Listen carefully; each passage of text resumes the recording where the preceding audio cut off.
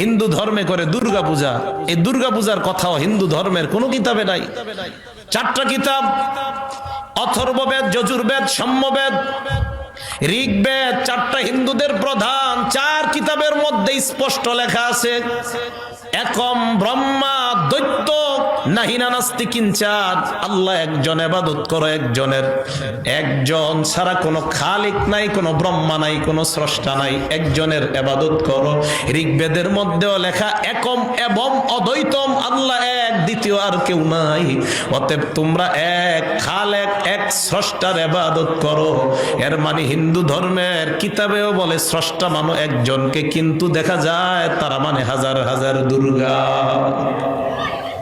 সালেহ নবী তাদেরকে দাওয়াত দিলেন, ইয়া কওমি ইবুদুল্লাহ মা লাকুম মিন ইলাহিন গায়রু, হে আমার সম্প্রদায়, এক আল্লাহর ইবাদত করো, তিনি ছাড়া কোনো ইলাহ নাই। সামুদ সম্প্রদায় জবাব দেয় না, আমরা তো 5 জনকে খোদা মানি। চিল্লায়া বলেন নাউজুবিল্লাহ। বলেন তো আমাদের রব, আমাদের খালেক, আমাদের মালিক কয়জন?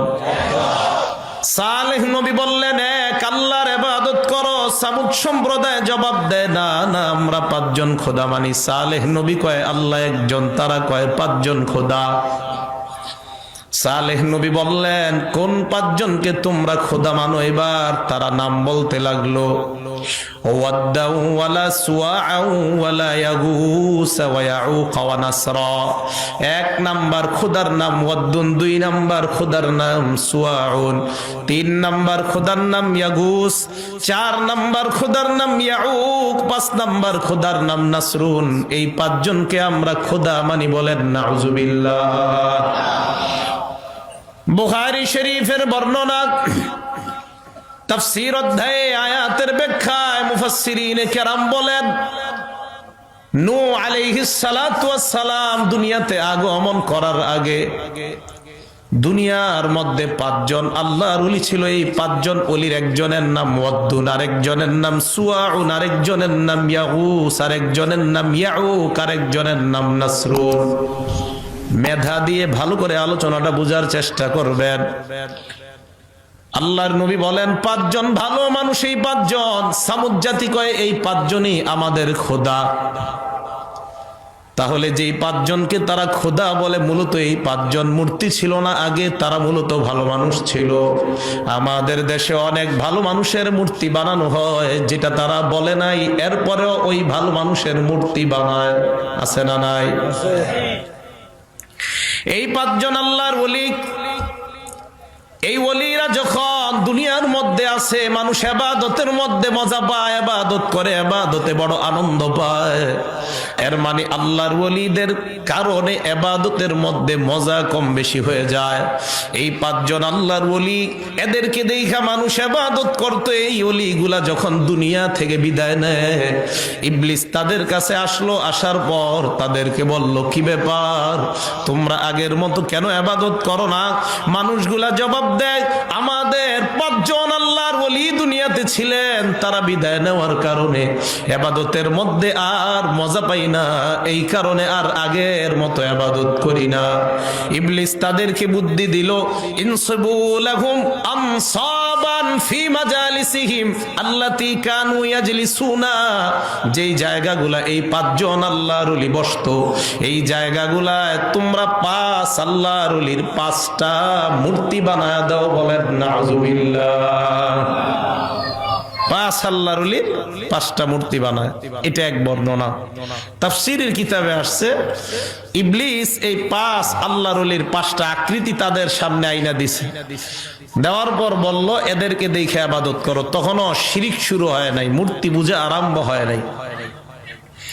এরা ইবাদত করে। এরা বিদায় নেওয়ার পর তাদের সন্তানাদি যারা দুনিয়াতে আসলো, এই জন্য মনে রাখবেন, মাহফিল খুব বেশি হয় এখন প্রয়োজন। এই কারণে আপনি মারা যাওয়ার পর আপনার সন্তান যারা দুনিয়াতে আসবে, এরা যেন শিরকে লিপ্ত না হয়, এরা যেন মূর্তি পূজায় লিপ্ত হয়ে না যায়।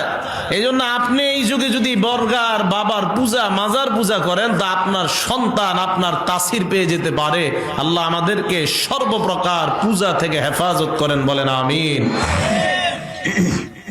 তাহলে এবার একটু বলেন তো, যেই পাঁচজনকে সামুদ জাতি খোদা বলতেছে, এই পাঁচজন কি মূলত মূর্তি না আল্লাহর ওলি ছিল? তো সামুদ জাতি এটা বলল। ইবলিস তাদেরকে এই কথা বলার পর পরবর্তী জেনারেশন আসার পর এরাও এবাদত করে এই পাঁচ মূর্তি দেখা, কিন্তু এবাদতটা করে আল্লাহর। বাকি ভালো লাগে যে আহারে এরা আমাদের ওলি ছিল। ইবলিস তাদেরকে বলল, আমি দেখছি তোমাদের বাপ দাদারা তাদের পায়ে সেজদা করে, নাউজুবিল্লাহ। অতএব তোমরাও তাদের পায়ে সেজদা করা আরম্ভ করে দাও। জনগণ সর্বপ্রথম মূর্তি পূজা আরম্ভ করে দেয়। এবার মূর্তি পূজার প্রচলন শুরু হয়ে যায়। বুঝে থাকলে বলেন, আল্লাহর ওলিদেরকে কেন্দ্র করে মূর্তি পূজা আরম্ভ হয় দুনিয়াতে। এর মানে দুনিয়ায় সর্বপ্রথম মূর্তি পূজা আরম্ভ হয় আল্লাহর ওলিদেরকে কেন্দ্র করে। তেমনি ভাবে দরগা পূজাও আরম্ভ হয় আল্লাহর ওলিদেরকে কেন্দ্র করে। মূর্তি পূজাও আল্লাহর ওলিদেরকে কেন্দ্র করে, দরগা পূজা হয় আল্লাহর ওলিদেরকে কেন্দ্র করে। শাহজালাল কিন্তু বলে নাই আমার দরগায় তোমরা পূজা করবা, দরগায় লাফালাফি করবা। আল্লাহর কসম, আল্লাহ যদি শাহজালালকে দুনিয়ায় পাঠায়, একটু ক্ষমতা দিয়ে দিতেন, যাও 5টা মিনিটের জন্য তুমি সিলেটে তোমার দরগায় কি হয় দেখো।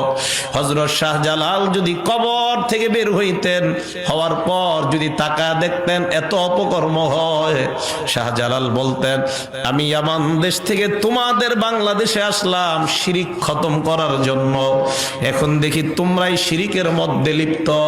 শাহজালাল সর্বপ্রথম জুতা দিয়া তাদেরকে বাইরেয়া ওই মাজার ছাড়া করতে। আল্লাহর ওলিদেরকে কেন্দ্র করে মূর্তি পূজা, দরগা পূজা, এটা খুব ভালো করে বুঝবেন। হিন্দু ধর্মে করে দুর্গা পূজা, এই দুর্গা পূজার কথাও হিন্দু ধর্মের কোন কিতাবে নাই।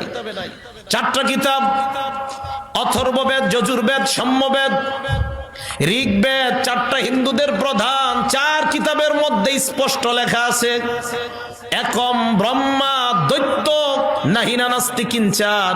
আল্লাহ একজন, ইবাদত করো একজন ছাড়া কোনো খালিক নাই, কোনো ব্রহ্মা নাই, কোনো স্রষ্টা নাই, একজনের ইবাদত করো।